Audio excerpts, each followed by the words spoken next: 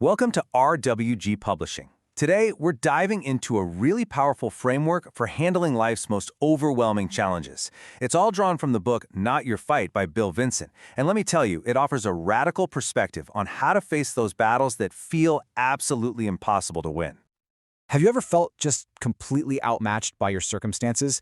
I mean, whether it's a health crisis, a financial storm that just appears out of nowhere, or a relationship that's on the brink, we all have moments when our own strength, our own strategies, and our own resources just aren't enough. Well, this book tackles that exact feeling, and it argues that maybe, just maybe, the reason we feel so overwhelmed is because we're fighting battles we were never meant to fight in the first place.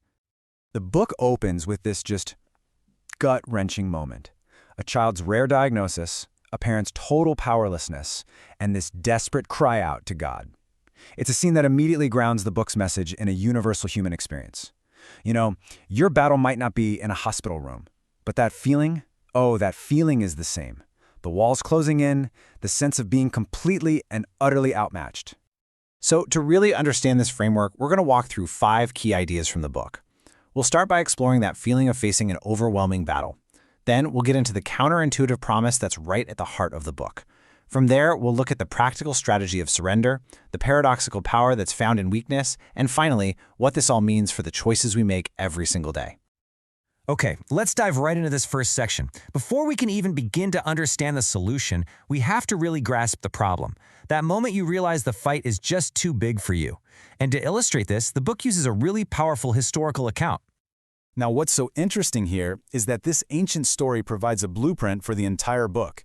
You have this king, Jehoshaphat, who is facing total annihilation. He didn't have the army, he didn't have the resources or the strategy to survive. So what did he do? He did something that goes against every human instinct for self-preservation. He stood before his people and prayed, "We have no power. We don't know what to do, but our eyes are on you." This admission of complete weakness, it wasn't a sign of defeat. It was the critical turning point that opened the door for a divine strategy. And that moment, that admission of powerlessness, it leads directly into the book's central, game-changing promise. It's a promise that completely reframes who is actually responsible for the outcome of our biggest battles. This right here, this is the core message. It's the anchor for everything else in the book. This was God's response to Jehoshaphat's desperate prayer. And notice, it wasn't a pep talk, it wasn't a list of new strategies, it was a declaration of ownership. God essentially said, "Thank you for admitting you can't handle this. Now step aside and let me."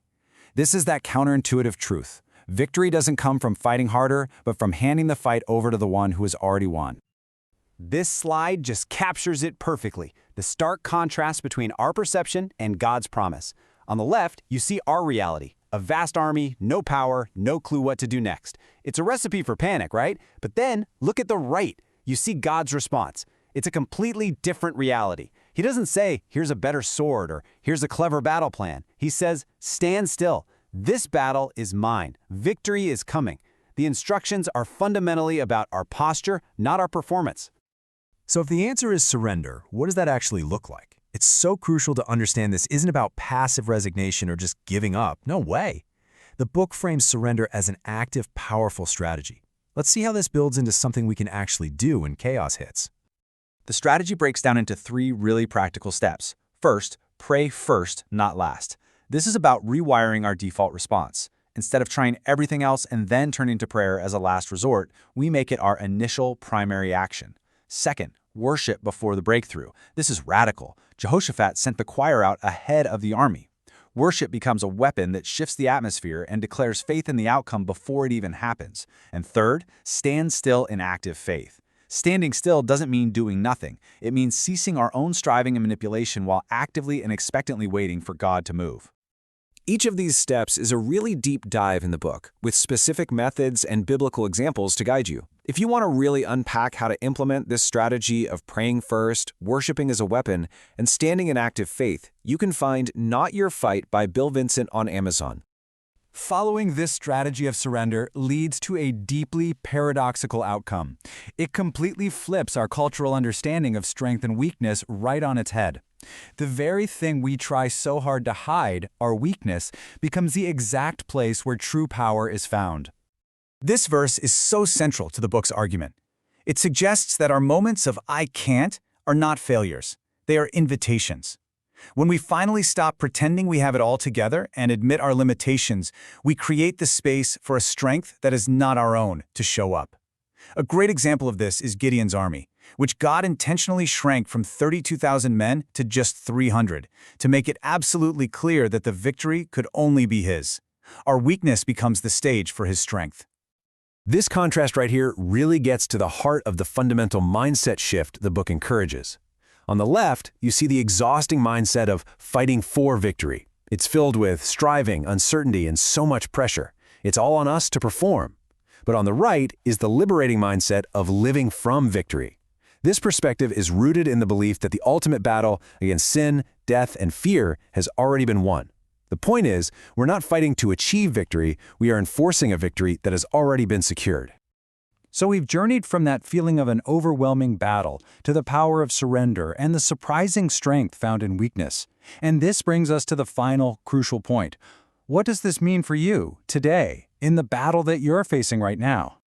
These 5 points really summarize the core message of Not Your Fight. First, the chaos isn't random. It's often a tool used to refine our character. Second, surrender is a deliberate, active choice, not a sign of defeat. Third, worship is a proactive, spiritual weapon. Fourth, your moment of I can't is the precise moment God can say I can. And finally, the goal is to shift your entire identity from someone fighting for a win to someone living from a victory that is already yours. You know, this has been a high-level overview of a deep and truly transformative concept.